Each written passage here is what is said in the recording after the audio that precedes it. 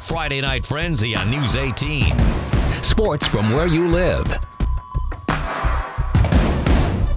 It's round 2 of the Friday Night Frenzy, and I am so excited you're back here with us for another great week of Indiana basketball. I'm your host, Bree Shackelford, and for the next 15 minutes, we have some of the most fun and intense games on our lineup. So without further ado, let's get into the action, starting with our game of the week. Sports 18's Kelly Hallinan shares with us what all went down at McCutcheon. Logansport took on McCutcheon tonight, both teams looking to snap 4-game losing streaks. And despite a late fourth quarter run by the Mavericks, the Berries came out on top. Let's check out this week's Game of the Week. McCutcheon is back on their home court for the first time in almost a month, and the Mavericks get going early. First quarter, Eli Swank hits a mid-range jumper and gets fouled. McCutcheon takes an early lead. Logansport keeping it close. Isaac Mock makes some room for himself under the basket and adds 2 points for the Berries. It's back and forth. Mavs with a nice pick and roll here, and Camerson Little finishes down low for McCutcheon. End of the first quarter, Logansport starts to build a lead thanks to this guy. Jacob Taylor buries a 3, and he's making big plays on defense too. Taylor blocks a shot, which leads to an Isaac Mock fast break with a nice Euro step finish. Logansport goes up by 4 points. McCutcheon went on a run in the fourth quarter thanks to some big plays from Landon Waltz. He drives to the basket and gets the foul to make it a one-possession game. McCutcheon down 54-51, but the Berries get a stop. Jacob Taylor picks Eli Swank's pocket and takes it all the way himself for a Logansport bucket. Berries hit their free throws at the end to secure the win. Final score, Logansport wins 62-56. First, I got to thank my teammates. I mean, they were the ones getting me open, doing the stuff we need to do. We did a good job rebounding, and hopefully we can keep this thing going. And this is the win that we've been needing to get going. Slow start, but I think that we can get this thing going. We get a streak going. I think it'll be good for our team. They just like to fight, right? They want to play hard.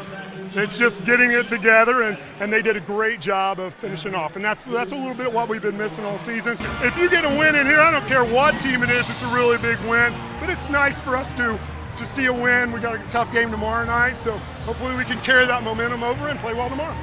It was an exciting game of the week, and the Berries pick up a big road win. Reporting from McCutcheon, Kelly Hallinan, Sports 18.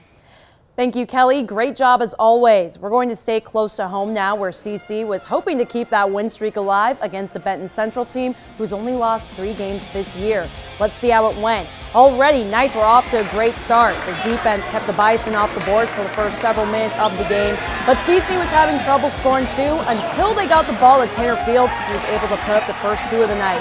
But the Bison quickly responded right after with a jumper of their own coming from Dawson Brock, and let's just say it would be a back-and-forth game tonight.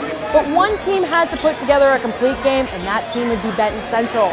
They were aggressive on D, stealing the ball left and right from the Knights, and once they had it, it seemed like they couldn't be stopped, especially when Aaron Lambert got his hands on it, because he was a problem in the paint, having 10 points and 8 rebounds on the night. Bison will put up 14 in the fourth quarter while holding Central Catholic to 4 points, and with great play like that, it's no wonder they took home the W tonight. Final score, Benton Central wins 41-39 and improved to 11-3 on the year. To the east side of Lafayette now, Faith Christian taking on North Newton, and the band was out in full force tonight. This gym was rocking from the very start. All right, let's get into it now. Early first quarter, RJ Berry dishes it to Joe Peter, who drains the 3. Eagles take an early 3-2 lead. Later in the first, Levi Church loses the ball driving down the lane, but his teammates Evan Gagnon recovers, and he takes it to the baseline himself for 2. Spartans now up 6-5. And this one would be back and forth the whole first half. Now check this play out. Josh Bolton has it, stripped by Andrew Colvis.